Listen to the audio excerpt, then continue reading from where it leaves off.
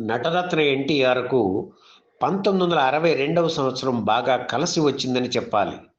ఆ ఏడాది ఆయన 10 చిత్రాల్లో నటించగా, వాటిల్లో 6 చిత్రాలు 'గులేబకావళి కథ', 'భీష్మ', 'గుండమ్మ కథ', 'మహామంత్రి తిమ్మరుసు', 'రక్త సంబంధం', 'ఆత్మబంధువు' ఘన విజయం సాధించాయి.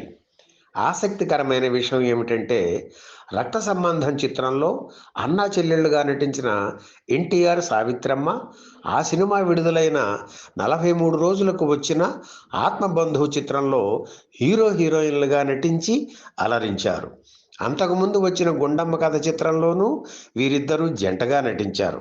1962 డిసెంబర్ 14న విడుదలైన 'ఆత్మబంధువు' చిత్రంలో ఎన్టీఆర్, ఎస్వీఆర్, సావిత్రమ్మ, కన్నాంబ పోటా-పోటీ నటనతో పాత్రలకు జీవం పోశారు.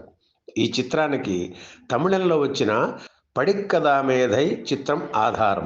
తమిళ వెర్షన్లో ఉన్న సీరియస్నెస్ తగ్గించి రేలంగి, పద్మనాభం, సూర్యకాంతం పాత్రలతో వినోదం పండించారు దర్శకుడు పి. రామకృష్ణ.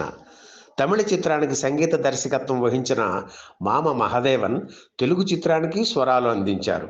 ఈ సినిమా పేరు వినగానే 'అనగనగా ఒక రాజు అనగనగా ఒక రాణి, చదువురాని వాడవని దిగులు చెందకు' పాటలు గుర్తుకు వస్తాయి.